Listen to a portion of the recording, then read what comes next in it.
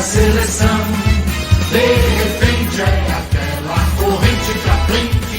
Parece que todo o Brasil deu a mão. Todos ligados na mesma emoção. Tudo é um só coração. Todos juntos vamos pra frente, Brasil. Olha, eu não sei, não é? A nossa audiência mais jovem talvez não vá se lembrar, mas a nossa audiência um pouquinho mais antiga vai se lembrar dessa música que embalou a torcida na Copa de 1970 no México, quando nós conquistamos o tricampeonato.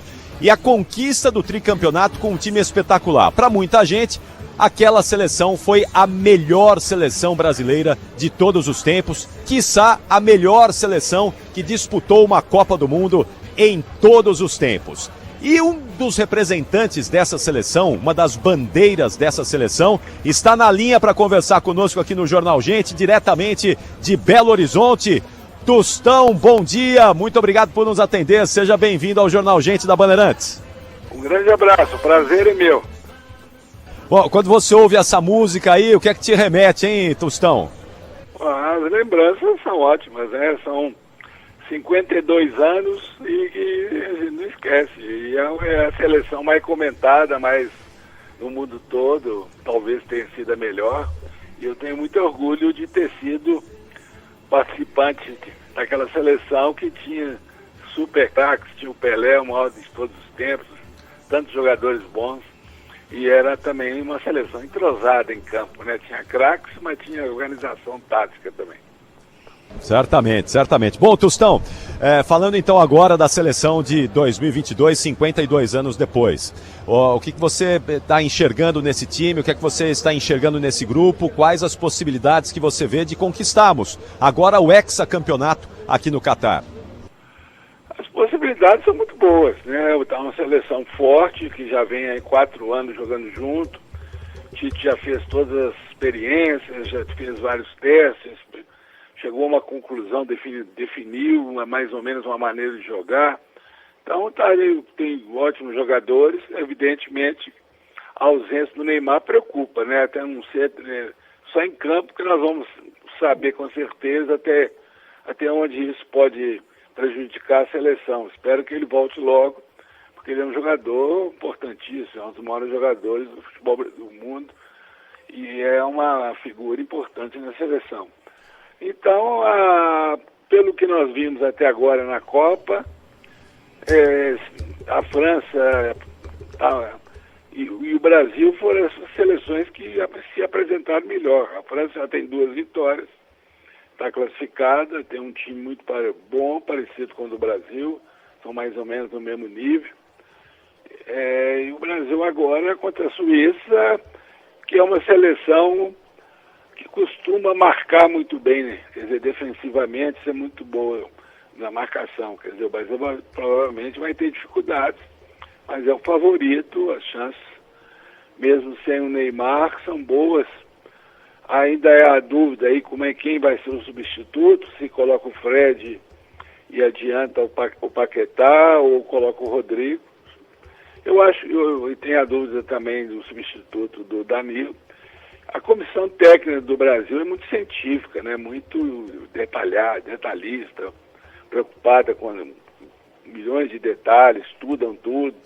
Certamente eles estudaram a seleção suíça e daí eles vão tirar qual que é a melhor opção para ele começar o jogo. Né? Ô Tostão, é o Pedro Campos. Deixa eu te perguntar uma coisa sobre essa história do Daniel Alves, né? O inconformismo de parte dos torcedores brasileiros. Levou o Daniel Alves, ele é o substituto do lateral direito. O lateral direito, Danilo, teve um problema. Por que não coloca o substituto? Por que vai improvisar o Militão se levou o Daniel Alves? Isso é o pensamento do torcedor. Não é por aí o raciocínio. O Daniel Alves foi convocado primeiro porque não tinha um jogador na lateral, um outro jogador, além do Danilo, que fosse assim convincente, que animasse o Tite a convocar. Não tem esse jogador.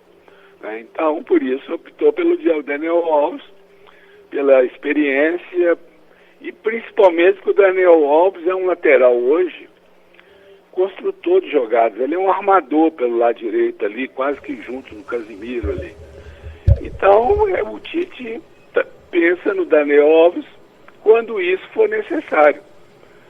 Então essa que é a dúvida. Ele deve ter estudado a seleção suíça e qual que é a melhor opção? Ter um lateral marcador que vai fazer mais ou menos o mesmo que faz o Danilo, que é o Militão.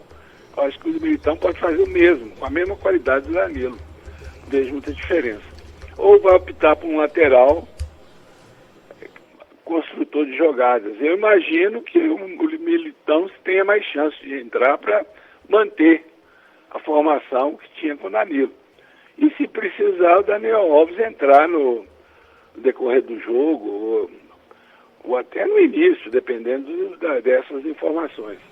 O Daniel Alves tem um passe muito bom, né? Como o Brasil já tem um ponta veloz, o Rafinha, não precisa de um lateral para avançar pela direita, como nós estamos acostumados há 50 anos. A gente vê os times brasileiros, seleções jogando com lateral que avança pelo lado, né?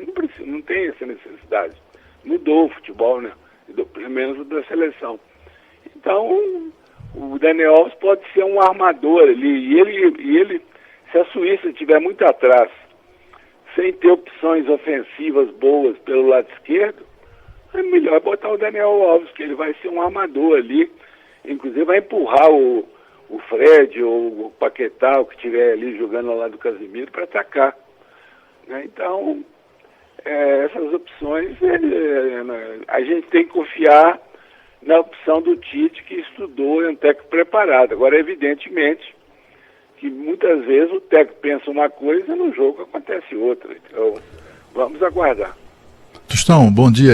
Há uma certa apreensão de muita gente, né, que reclama o fato de que o time do Tite, essa seleção, não foi posto à prova com jogos com as seleções mais importantes da Europa, que são aquelas mais competitivas, etc. Você acha que isso de alguma maneira pode prejudicar o desempenho do Brasil, ou o fato de a maioria dos jogadores atuarem já em campeonatos europeus já é o suficiente para esse tipo de experiência? É uma dúvida, né, que nós temos, né, que é sobre isso. Agora, o fato dos jogadores todos jogarem em grandes times europeus é um fato que atenua diminui a importância de que isso vai ser um problema. Provavelmente não vai ser problema, mas é medir mesmo, ter vários jogos contra times do mesmo nível, né, você medir a qualidade do time da seleção brasileira. E outro detalhe, a Croácia e a Suíça não estão entre os times que primeiro nível do futebol mundial. Mas Croácia e Suíça, quando jogam contra a França, jogam contra a Alemanha, contra a Espanha, eles dificultam demais para as principais seleções. Quer dizer, então, já é um bom teste. A Croácia, a superioridade do Brasil contra a Croácia, isso ajuda a pensar positivamente, que o Brasil não vai ter problemas quando enfrentar a Espanha ou a França, uma seleção desse tipo.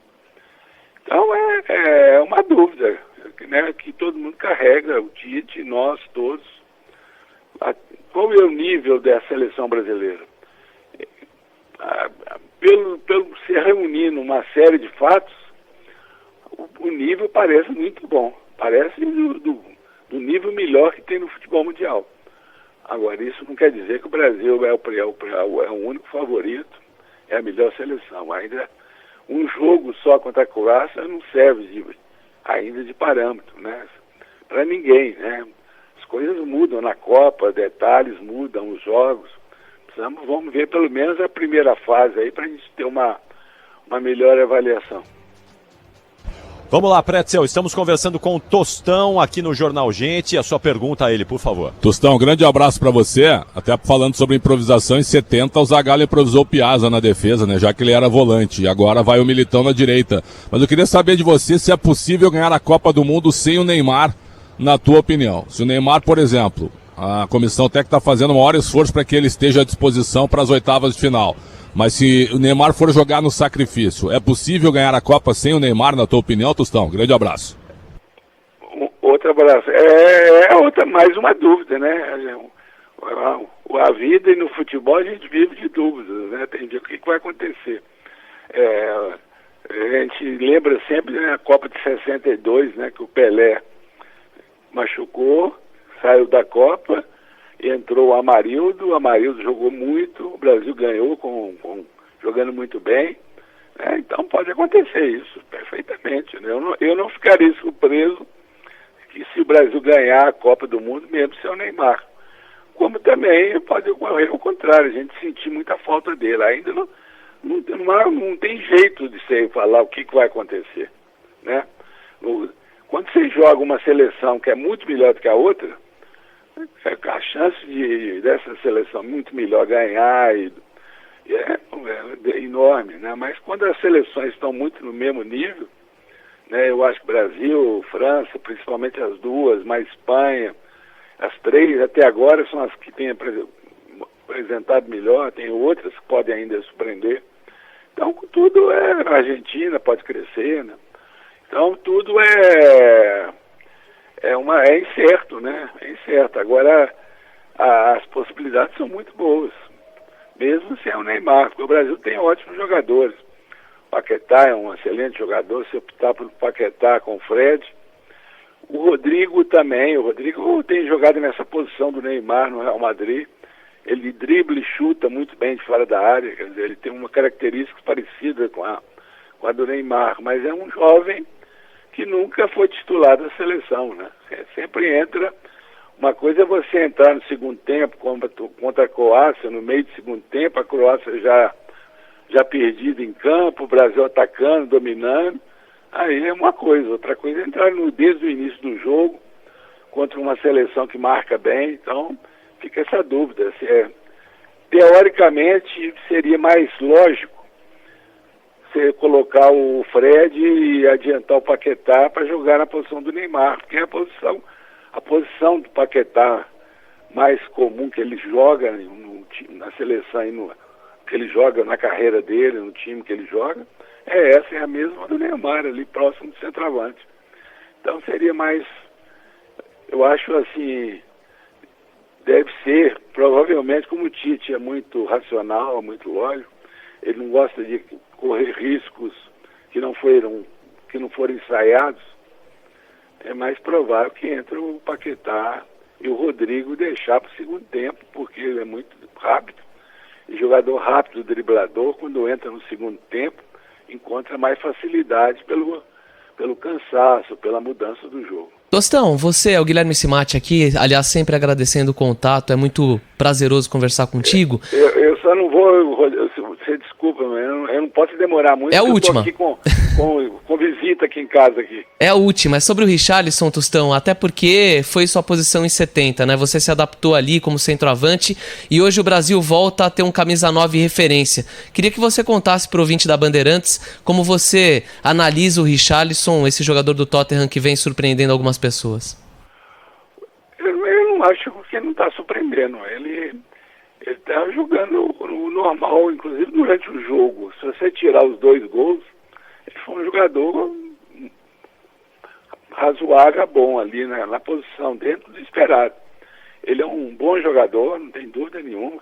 Agora, não podemos ficar achando que ele fez um gol maravilhoso, que agora ele virou o craque do time, o maior centroavante do mundo. Agora, no Brasil tem essa pressa, essa euforia de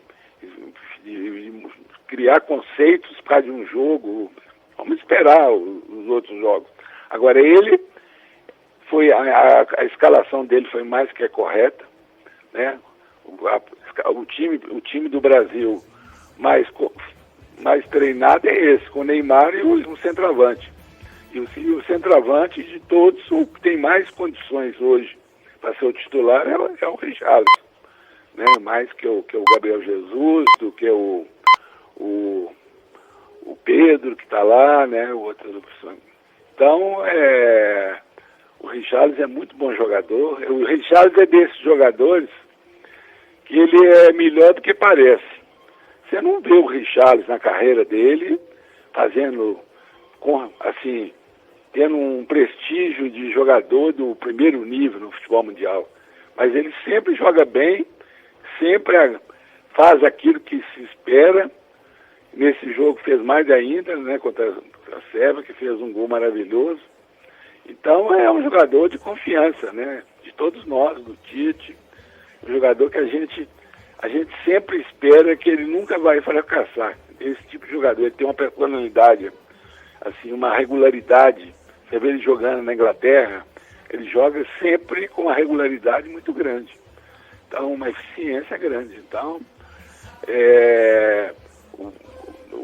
o Richarlison não é um Benzema, não é um centroavante do primeiro nível no futebol mundial, mas é muito bom jogador e certamente tem tudo para ser um jogador de destaque aí na Copa, jogar bem, né?